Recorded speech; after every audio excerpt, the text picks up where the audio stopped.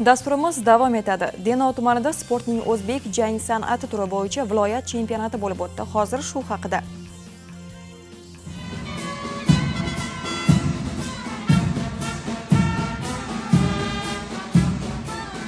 O'zbek jang san'ati bo'yicha viloyat ochiq birinchiligi musobaqasiga xush kelibsizlar.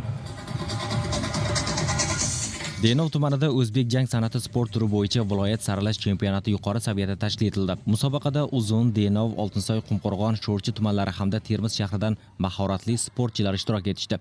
Musobaqa davomida sportchilar o'zlarining jismoniy tayyorgarligi, texnik mahorati, irodasi va g'alabaga bo'lgan qat'iy intilishini namoyon etishdi.